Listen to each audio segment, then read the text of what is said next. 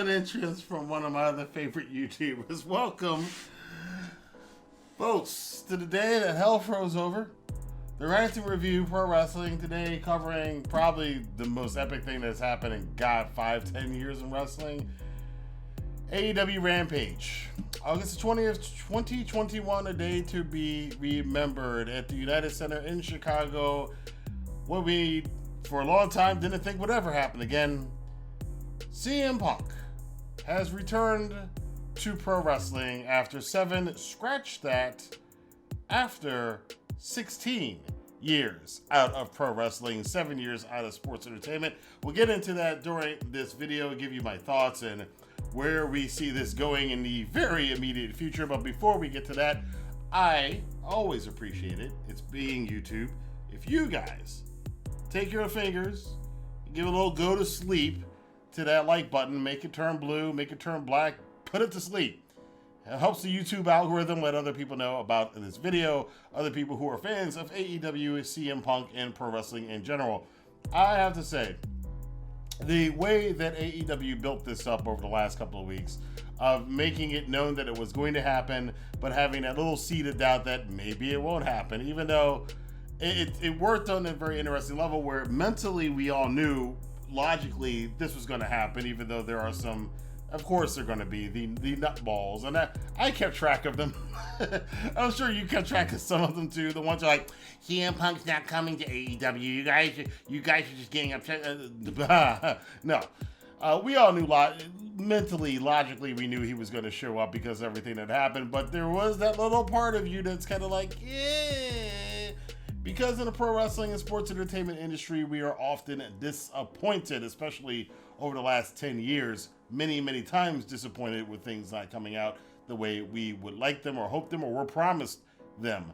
But AEW has not, well, except for an exploding ring, has not delivered on what they said they were going to do, and tonight was a great example of that. So the show starts off, they're not wasting any time. We have a little delay, the crowd's chanting CM Punk, and then Cult of Personality hits. The hairs on the back of my neck stood up. I got goosebumps, all the cliches. And then you see on the screen, it wasn't real until I saw the CM Punk logo on the screen. And then once that was on there, I was like, this is real. CM Punk comes out, he stage dives into the crowd, which was pretty awesome. And you could tell, here's the thing that I really wanted to see, and I was looking for personally as, not really a wrestling analyst. I'm a fan like the rest of you guys, but I pay attention to stuff probably a little bit more than I should. But what I was going to watch when CM Punk came out was the expression on his face to see if he was back. Was this for money, or did he actually want to be back? Well, I got my answer very early on with the fact that he stage dived into the crowd on his entrance into the ring, and he just stood there sucking it all in.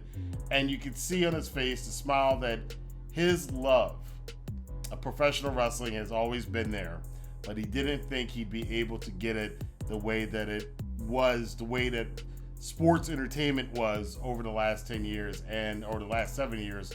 And now he's back, and he looks very, very happy, and he's already got a mission statement set out from the first night.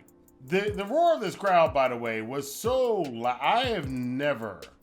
It has been.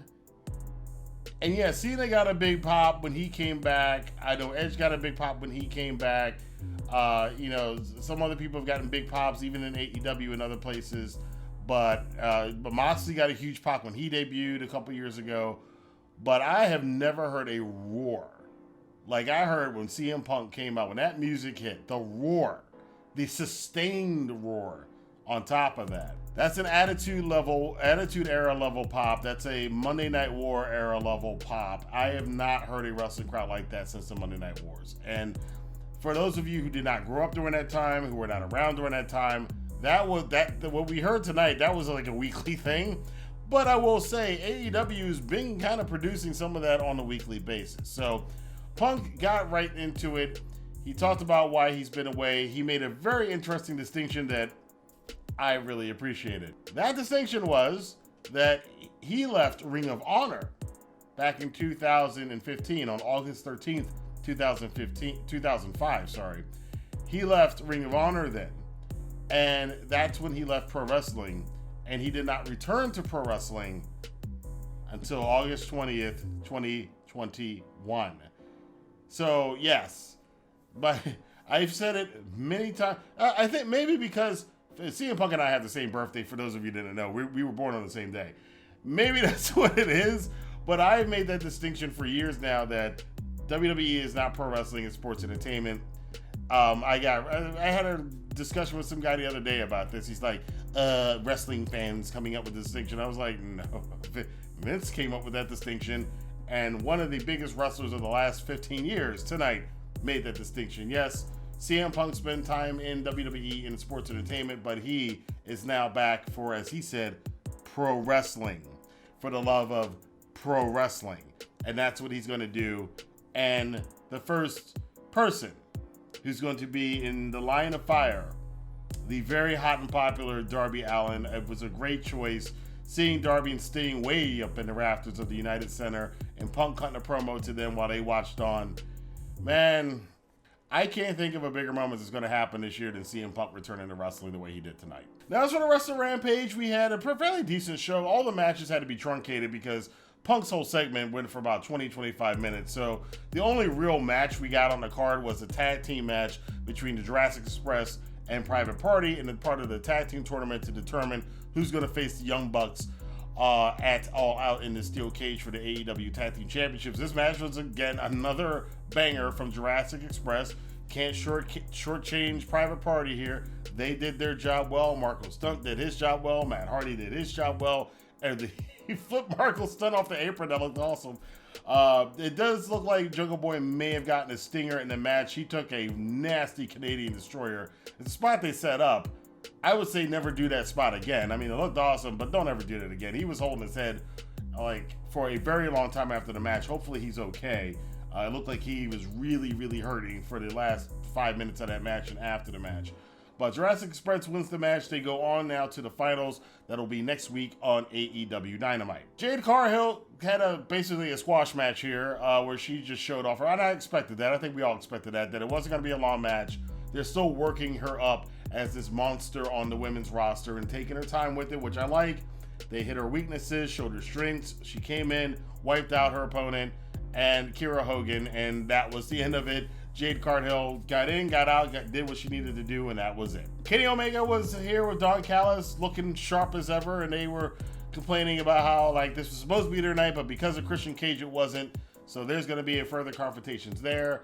We also got a little bit of a hint of what's coming up for Dynamite this week. CM Punk will be on AEW Dynamite this week, and again, they're spreading it out. We're going to see the confrontation between Darby Allin and Punk on Wednesday. We thought we might see it tonight, given what the main event was, but they're going to save it for Wednesday. This probably happening right now in the United Center. There probably is.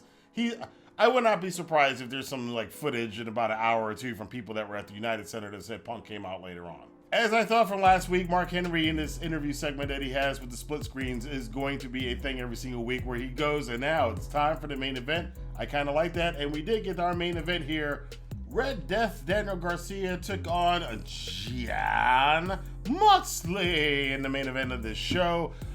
Kingston was with him, 2.0 was with Garcia. This match did what it needed to do. They got in. It was going to be a traditional wrestling match. It didn't go too long. Garcia's kind of style, he's kind of like it's similar to the Zack Sabre Jr. style. So there's not a lot of high spots for a crowd like this.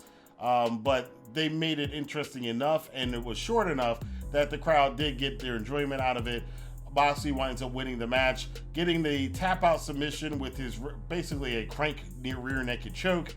And then 2.0 tried to beat up on Moxley and Kingston. We got Sting and Darby Allin out, which made me think, oh God, we're going to get Punk coming back out and having the face-to-face. This is going to be kind of awkward.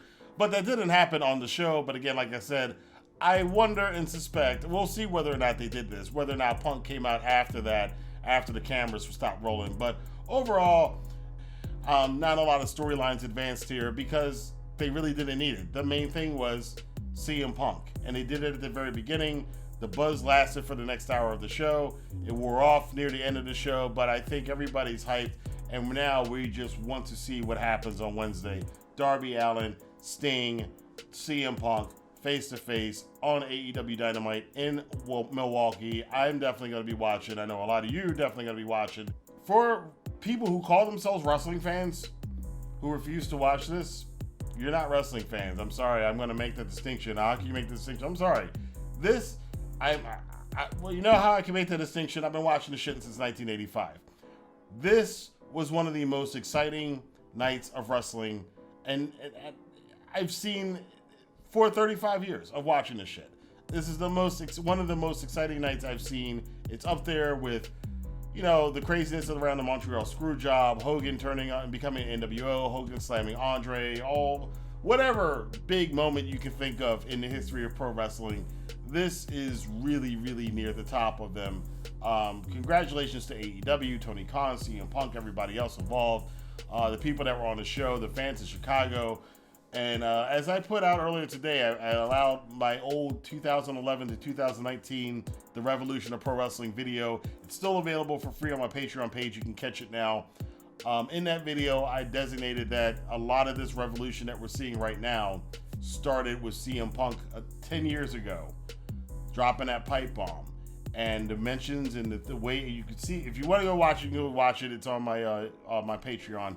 And it's still free. You don't have to be a patron to see it, but until tomorrow. But I thought that the last piece of this puzzle was CM Punk. I felt he's the guy that kind of started a lot of wrestling fans in North America to start looking outside of the WWE monopoly after it had been in place for 10 years. And 10 years later, we are now seeing something moving, finally, in the other direction. At least wrestling not being one man's vision. And that's really, at the end of the day, all we want. Seems to be what CM Punk wanted from his promo. Hopefully it's what you guys out there want. And hopefully the rest of the wrestling industry, the other 2 million wrestling fans, start enjoying wrestling for exciting wrestling shows and not brand names and brand labels. Because right now, AEW's got the hottest show in the world when it comes to pro wrestling. But I want to know what you guys thought about Rampage tonight. Let your voice be heard in the comment box below. Until next time, I will see you guys here for more news, reviews. We'll be talking about SummerSlam this weekend. We got some New Japan stuff to talk about this weekend. On my entertainment channel, we got The Walking Dead, and I'm doing Let's Plays of Mass Effect 3. So you can be seeing a whole bunch of me this weekend if you're subscribed to all my channels. So definitely check it out. I appreciate it. And I will see you guys next time here on the Rantin Review. Have a good day.